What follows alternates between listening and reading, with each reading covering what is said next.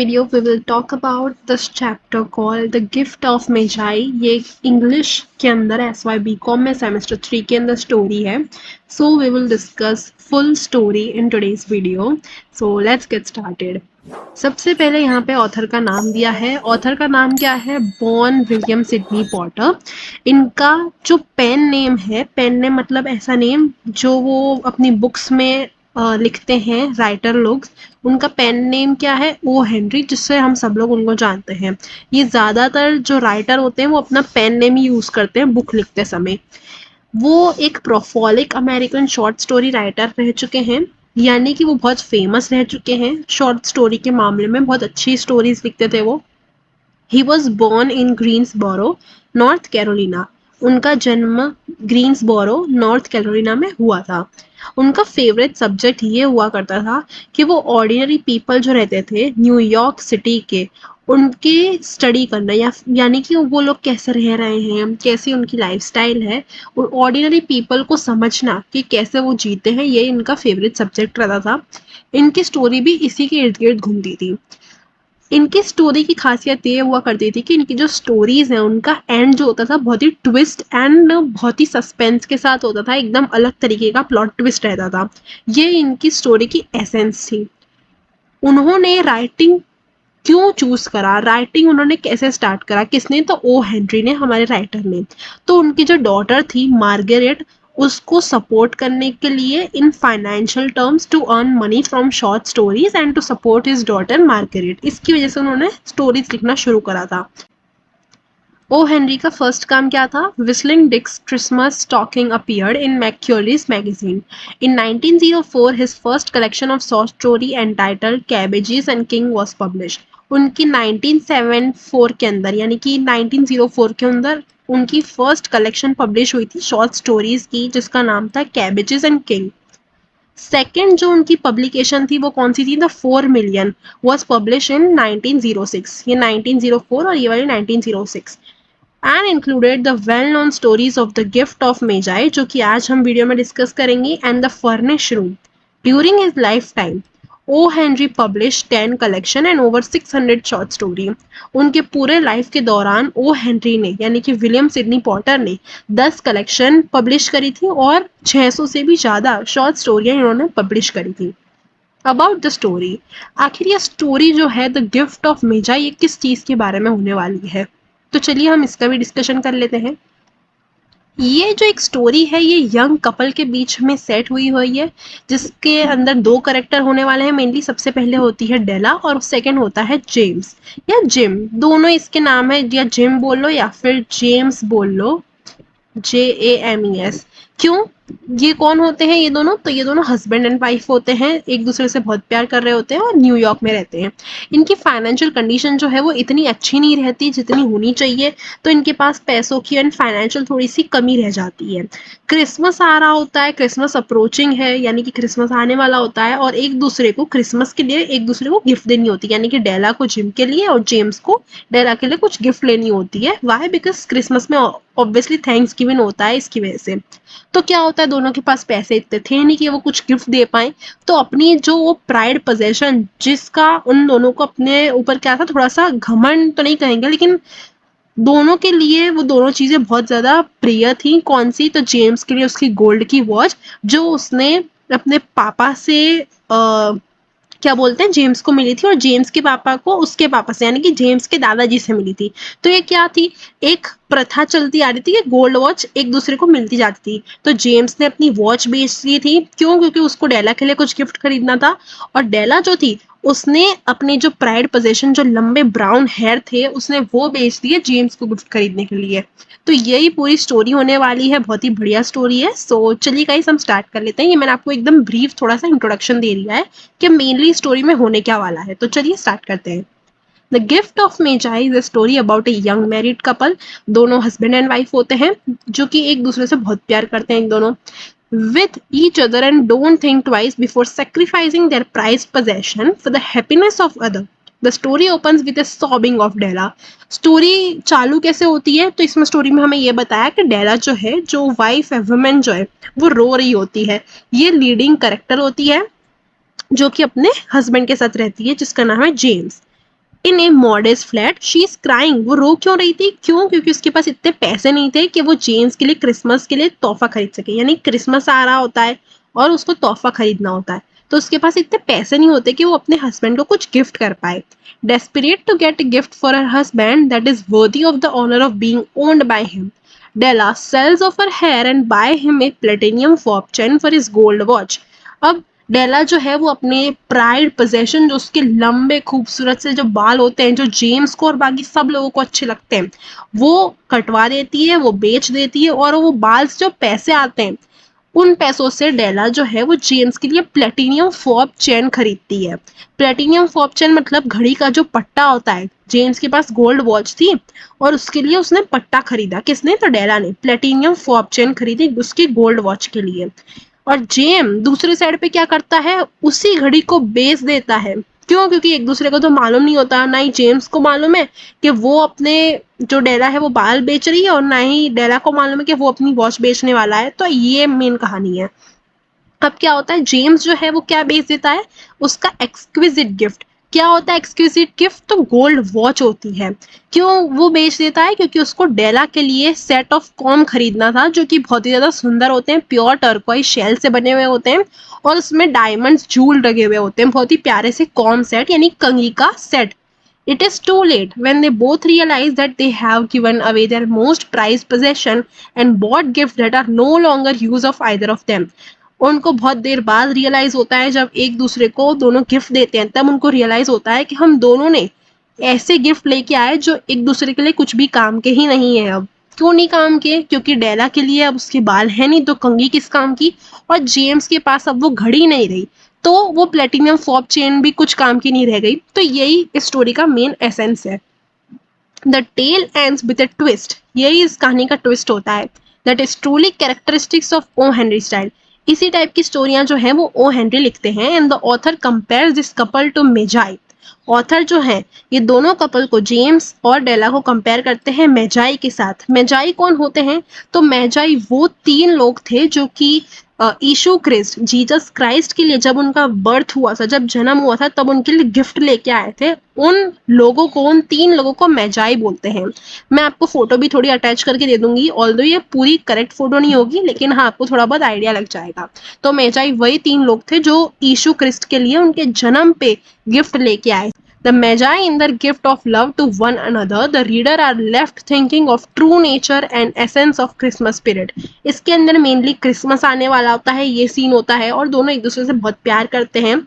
इस टाइप की स्टोरी होने वाली है।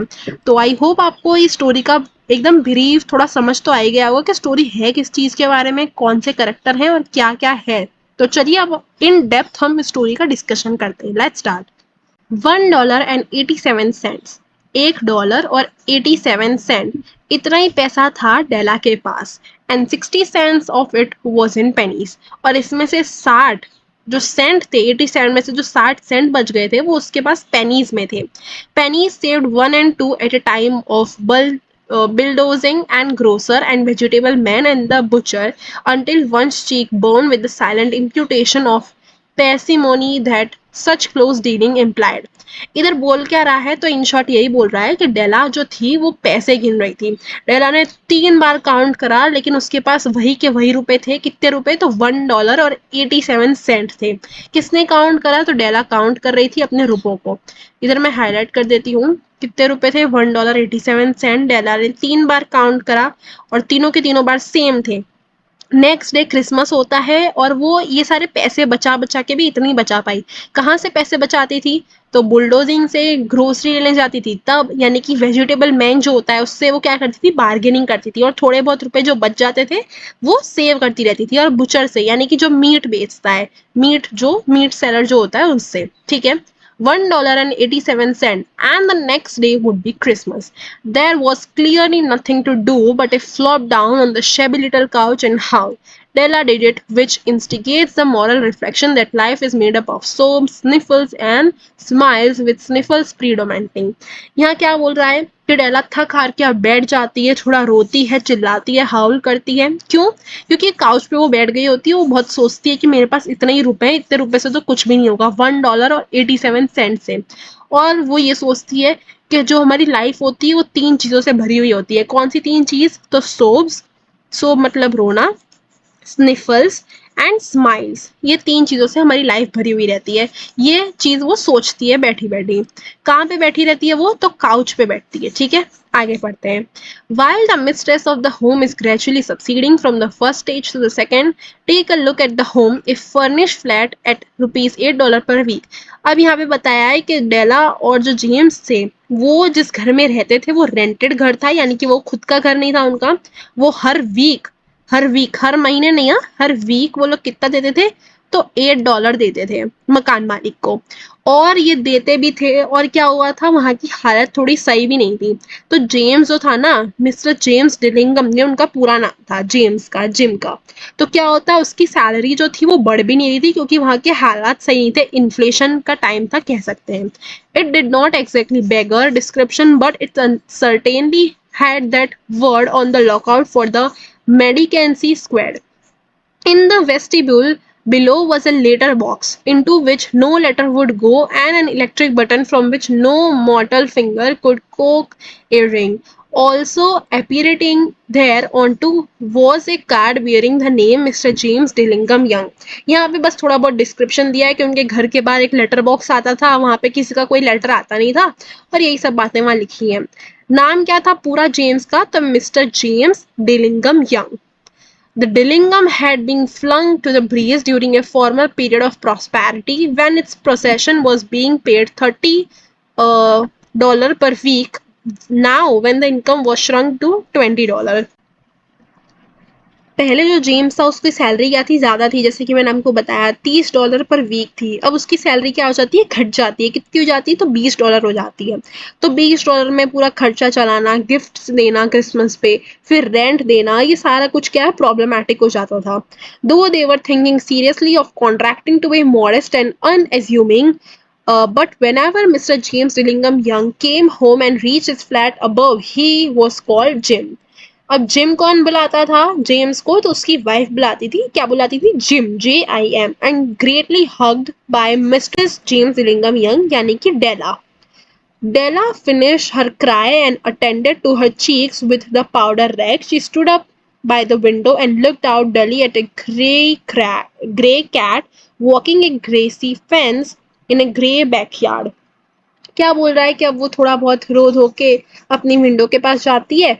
वो देखती है कि एक ग्रे कैट है, वो ग्रे फेंस जो होता है ना, फेंसिंग जो लगी रहती है लकड़ी की, वहां से जा रही थी ग्रे ग्रे बैकयार्ड में से। मतलब ये थोड़ा सा राइमिंग टाइप दे रखा है।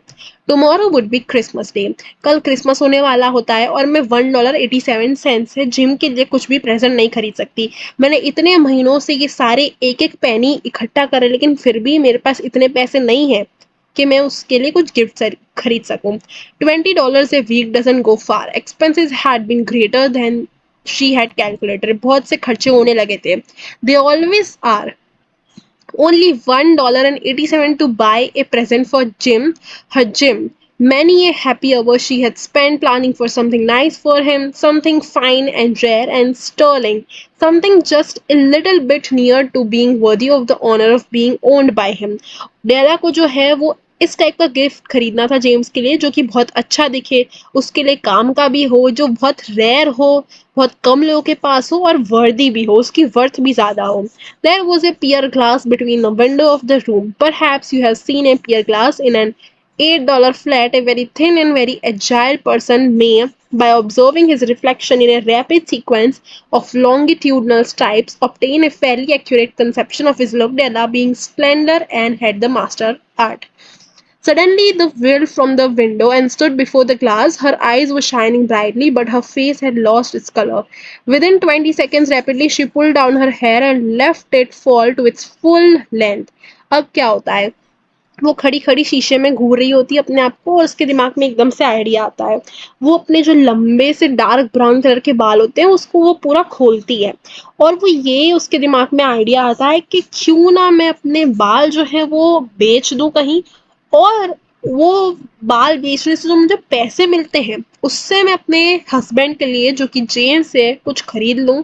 ये उसके दिमाग में अब चल रही होती है बातें। Now there were two possession of the James Dillingham Young. क्या मोस्ट प्राइज पोजेशन थे उनके? तो दो मेन पोजेशन थे। सबसे पहला क्या था? सबसे पहला तो जिम की गोल्ड वॉच थी, जो कि सोने की वॉच थी, जो कि उसको फादर से मिली थी, एंड जेम्स के फादर को उसके ग्रैंडफादर से मिली थी। ये तो क्या था, एक हेरिडेटरी टाइप थी। The other was Della hair. Second possession क्या था? जो कि थे डेला के हेयर। यहाँ पे क्या बोल रहा है कि क्वीन ऑफ शीबा, जो क्वीन ऑफ शीबा है, वो भी शर्मा जाएंगी डेला के हेयर को देख के, क्योंकि उसके इतने लंबे और इतने घने बाल थे, बहुत ही अच्छे वाले, जैसे रेप्यूंजल के जो बाल होते हैं ना उस टाइप के इसके बाल थे।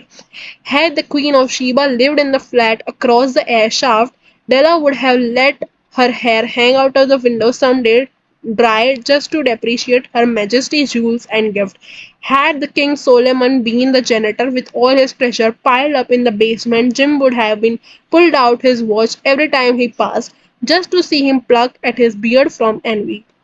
यहाँ पे बस एग्जाम्पल दिया है किंग सोलेमन और किंग क्वीन ऑफ शीबा का, कि वो लोग भी इन दोनों के जो मोस्ट प्राइज पोजेशन है उसको देख के क्या हो जाएंगे, थोड़े शर्मा जाएंगे, मतलब थोड़ा एग्जैचुरेट करके खाली लाइन बताई है।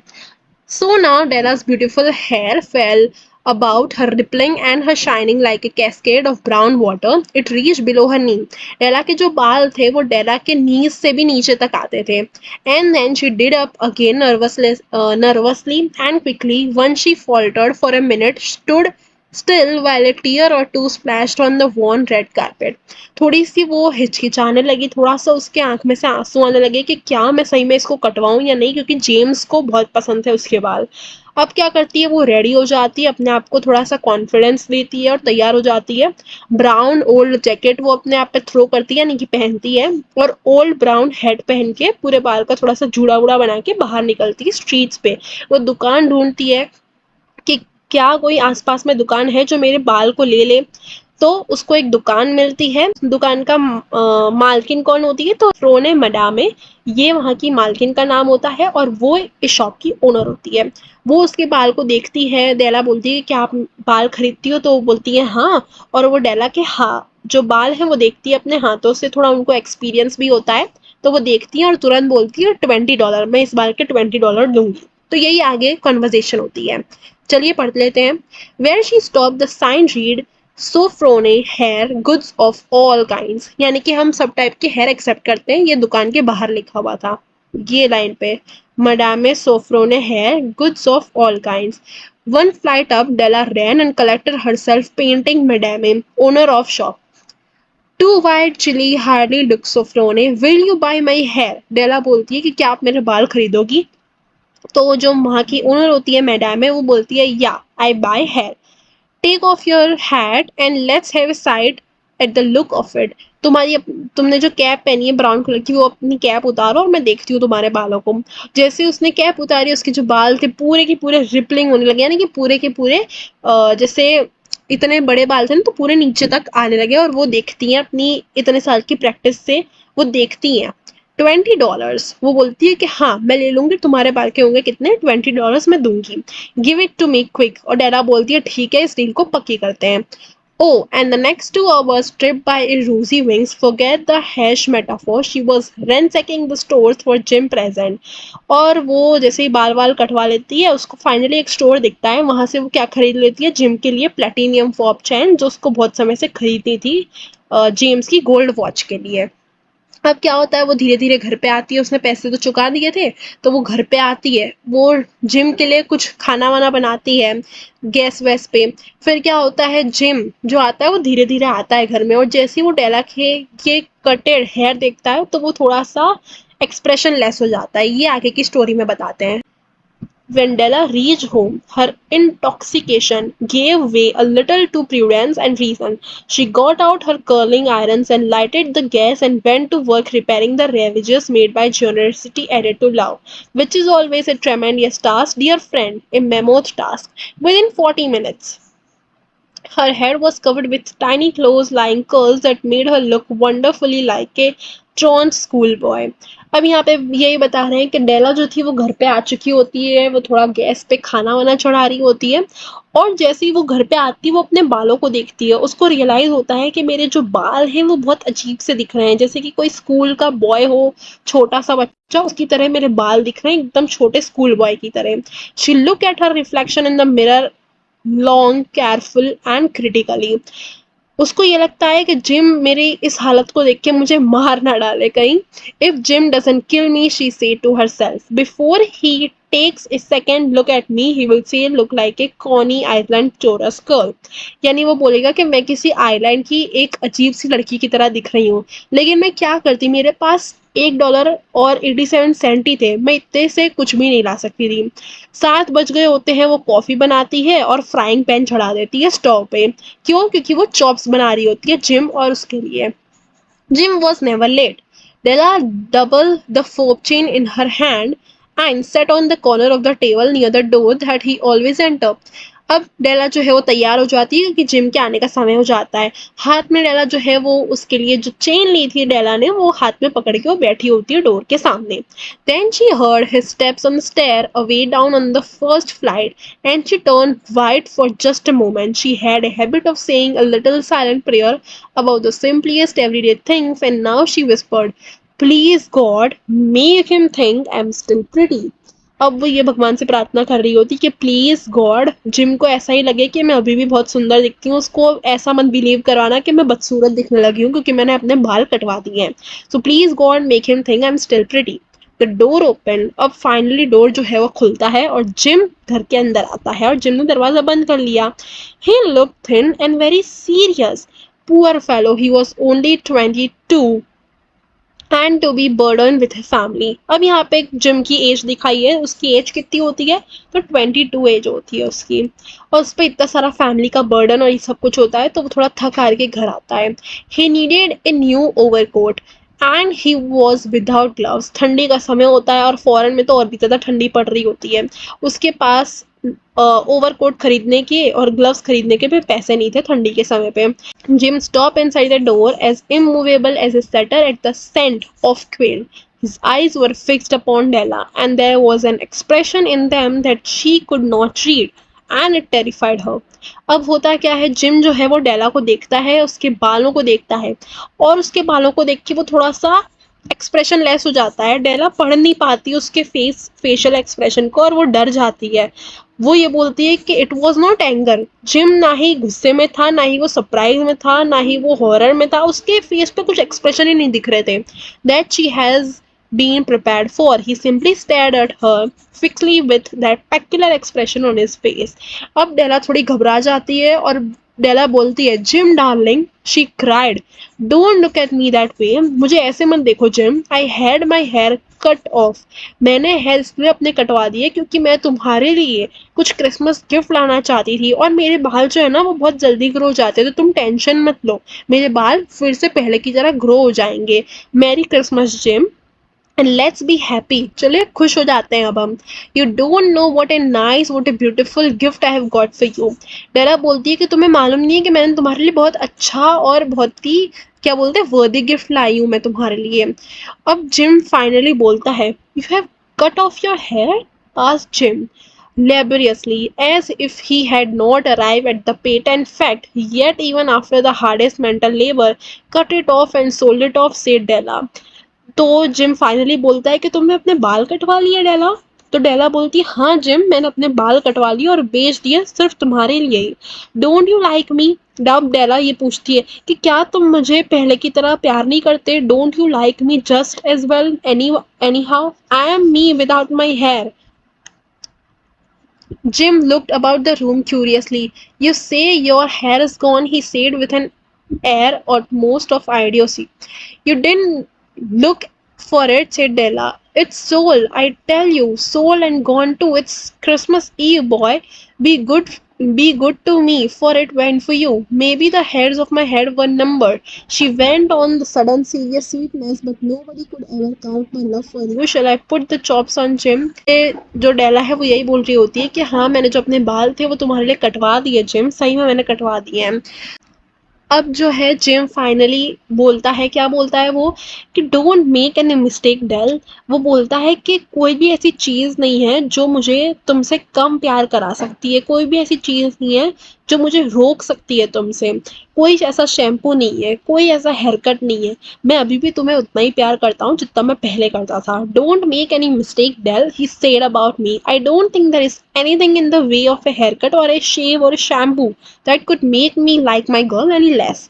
But if you will unwrap that package, you will see why you had me going a while at first. लेकिन जब तुम मेरा गिफ्ट खोलोगी, जब तुम वो पैकेज खोलोगी, तब तुम्हें मालूम चलेगा कि क्यों मैं इतना एक्सप्रेशन लेस खड़ा था इतनी देर से।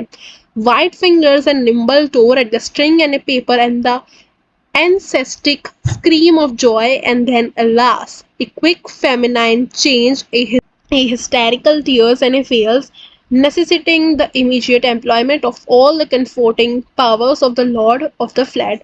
For there lay the combs of the set side and back that Della had worshipped long in a Broadway window, beautiful combs, pure turquoise shell with jeweled rims, just a shade to wear in the beautiful vanished hair. They were expensive combs, she knew, and her heart had simply craved and yearned over them without the least hope of the possession. अब होता क्या है, gym जो है वो package में लाया क्या था ये यहाँ पर डिस्क्रिप्शन दिया है। तो जिम जो है वो डेला के बालों के लिए एक ब्यूटीफुल कंघियों का सेट लाया था, ब्यूटीफुल कॉम सेट वो लेके आया था जिम। इसकी वजह से उसका जो चेहरा था जिम का वो एक्सप्रेशन लेस हो गया था कि अब मैं जो डेला के लिए गिफ्ट लाया वो अब उसके कोई यूज़ का नहीं होगा। वो जो कॉम का सेट था वो प्योर टर्कोइज शेल से बना हुआ था, उसके ऊपर जो थे वो अलग अलग टाइप के डायमंड लगे हुए थे और बहुत ही सुंदर था। डेला ने ये जब ब्रॉडवे में यानी रास्ते पे जब ये सेट देखा था किसी दुकान पे, तब से ही डेला को लेने की बहुत इच्छा थी। इसकी वजह से जिम जो है वो लेके आया था। लेकिन अब जिम को रियलाइज होता है कि अब तो डेला के बाल है ही नहीं, तो मेरा ये गिफ्ट क्या हो गया, वेस्ट हो गया एक तरीके से। अब नेक्स्ट क्या दिखाते हैं, and then Della leaped up like a little signed cat and cried, "Oh, oh!" Jim had not seen his beautiful present. She held it out to him eagerly upon her open palm, and dull precious metal seemed to flash with the reflection of a bright and ardent spirit. Isn't it a dandy, Jim? अब क्या होता है, अब डेला जो है वो थोड़ी सी निराश हो जाती है, लेकिन वो बोलती है चलेगा जिम। वो थोड़ी स्माइल वाइल करती है, वो बोलती है कि मेरे हेयर जो है बहुत जल्दी ग्रो जाते हैं, अब तुम अपना गिफ्ट देखो कि मैं तुम्हारे लिए क्या लेके आई हूँ। अब डेला जो है वो अपना गिफ्ट निकालती है, वो दिखाती है, देखो जिम मैं तुम्हारे लिए क्या लेके आई हूँ, प्लेटिनियम फॉब चेन लाई हूँ तुम्हारी गोल्ड वॉच के लिए। एंड देन जिम जो है वो शॉक हो जाता है थोड़ा सा, वो बोलता है कि डेला तुम्हें शायद मालूम नहीं है कि मैं जो तुम्हारे कॉम लेके आया था ना, वो मैं अपनी गोल्ड वॉच को सोल ऑफ यानी सेल बेच के लेके आया था। तो एंडिंग में एंड होती कैसे है स्टोरी, कि दोनों ने एक दूसरे के जो प्राइड पोजेशन थे वो क्या करें, लेट गो कर दिए एक दूसरे के गिफ्ट लाने के लिए।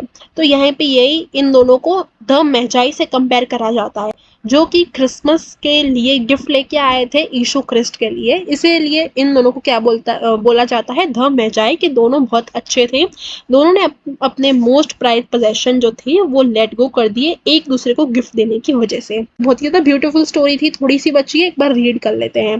Del said he, let's put our Christmas present away. हम दोनों एक दूसरे के जो क्रिसमस प्रेजेंट लाए हैं उसको थोड़ी देर के लिए अलग कर देते हैं, और हम दोनों क्या करते हैं, एंजॉय करते हैं आज को। छोड़ दो जो भी हुआ, हम दोनों क्या करते हैं, थोड़ी देर के लिए ये सारा कुछ टेंशन जो था, ये सारा कुछ जो हुआ है उसको लेट गो कर देते हैं। And keep them a while, they are too nice to use just as present. जो गिफ्ट है वो बहुत ही ज़्यादा अच्छे हैं, लेकिन इतने अच्छे हैं कि फिलहाल प्रेजेंट में हम उन गिफ्ट का कोई भी यूज नहीं कर सकते हैं। I sold the watch to get the money to buy your combs, and now suppose you put the chops on. तुम चॉप्स बनाओ और हम थोड़ी देर क्या करते हैं, बैठते हैं। The Magi, as you know, were wise men, wonderfully wise men who brought gifts to the babe in the manger. They invented the art of giving. इनकी वजह से गिफ्ट देने की कला जो थी वो बरकरार है आज के ज़माने में भी. Christmas presents being wise, their gifts were no doubt wise, one possibly bearing the privilege of exchange in case of duplication. And here I have lamely related to you uneventful chronicle of two foolish children in a flat most unwisely sacrificed for each other greatest treasure of their house. उन दोनों का जो treasure था उन्होंने क्या करा, एक दूसरे के लिए लेट गो कर दिया. But in the last word to the wise of these days let it be said of all who give gifts, these two were the wisest of all who give and receive gifts, such as they were wisest. Everywhere they are wisest, they are the Magi. इसी के साथ हमारा chapter होता है खत्म. यहाँ पे यही लास्ट में हमें कंक्लूजन सीखने को मिला कि गिफ्ट जो हम देते हैं वो ये नहीं होने चाहिए कि बहुत महंगे हैं या फिर बहुत क्या बोलते हैं कॉस्टली हैं या बहुत बड़े हैं. इससे गिफ्ट ग्रेट नहीं बनते. ग्रेट गिफ्ट कौन से होते हैं, जो कि हमारे ट्रू फीलिंग से हमने दिया हो, जो हमने सच्ची में हमें जो देना था उसके काम आए, हमने इस तरीके की गिफ्ट दिया, हमारी ट्रू अंदर की फीलिंग्स है, उसी को हम सबसे वाइज और बेस्ट गिफ्ट बोल सकते हैं. ठीक है, तो ये थी हमारी आज की स्टोरी. स्टोरी का नाम क्या था, द गिफ्ट ऑफ मेजाई. बहुत ही बढ़िया स्टोरी है. एंड अगर आज की एक्सप्लेनेशन आपको अच्छी लगी so please hit that like button and subscribe to my channel given below.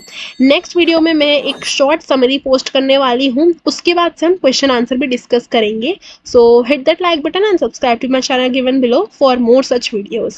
Till then bye bye and keep learning.